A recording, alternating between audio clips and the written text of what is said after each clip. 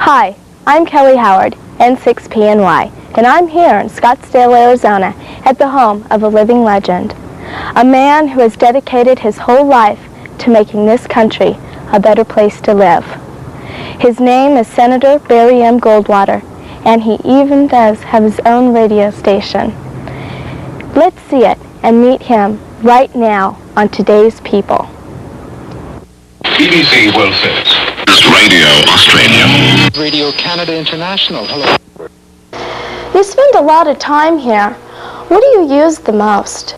Well, being an amateur first is my strictly amateur radio. This is Kenwood, and that's an oscilloscope made by Kenwood, and that's a Heathkit antenna tuner made by me, and that's a little gadget that selects one of 4 antennas without having to go up and rewire it. A barometer, and that's up there tells me about the 110 volt. When it gets a little off, it turns on a red light. What was the first thing that made you interested in ham radio? I guess I could say it was because of the real close friendship amongst the hams. And mind you, we didn't have many hams when I was 13. I think there were 6 in the whole state. The fact that we could talk a common language.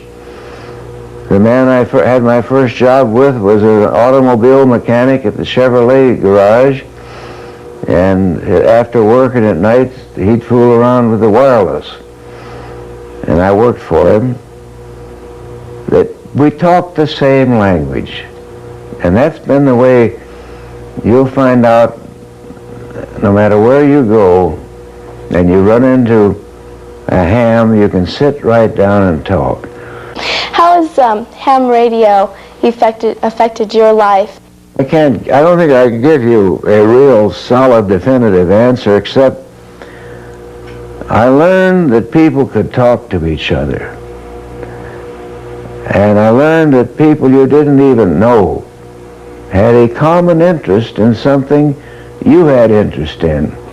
And I don't care what language they spoke, you would eventually break it down.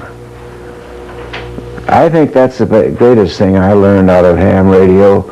It's just that anybody can talk to anybody else. And the language doesn't mean much difference. What is the most important thing to you as a man? Be honest. Never try to tell a lie. Because if you ever tell a lie, you'll spend the rest of your life trying to get out of it. So I think that's the most important thing I've learned in my life. It's just do unto others as you'd have them do unto you. What are the most interesting things that you have done in your lifetime? I've run an amateur radio station from the South Pole, 200 feet under the ice. And I phone patched a lot of the troops down there through to their families in America. I've flown over the North Pole. I've been in every country on Earth. I've always managed to get a rig that I could talk to somebody on.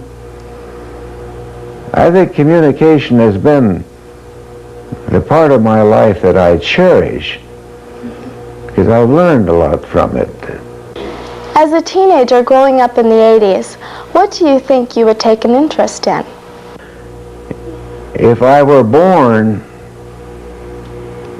again and had the same deep interest in what makes things work, yeah, I'd be very interested in ham radio, because I can't think of another service. I don't like to call it a hobby, although it is, but we give a lot of service too. I can't think of another service that's so rewarding.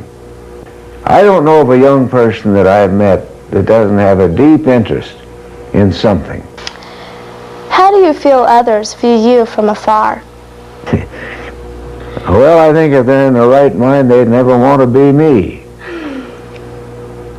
Along with all the things I was able to do and the things that I enjoyed, I had to live away from my wife and my children. And I never liked that a bit. But it had to come. If you do something that you feel very deeply about, you pay a little bit for it. You're talking to a lot of young Americans like me. What do you want to say to us? Well, I think in a general way, the most important thing I not only can say, but I try to educate them, is to be constantly curious about things. What makes that work? Well, the average person doesn't give a damn. But maybe one young kid would like to know how you can tune an antenna from a box. So you can tell him, and once he gets interested in that, then the chances are he'll ask questions about other things. Now, they all are not going to ask questions about communication. Some of them want to talk about airplanes, or about boats, or fishing, hunting, just so they have an interest that keeps their mind busy. When you have an active mind, you're not going to find that mind soaking up dope or whiskey. And I found that to be true.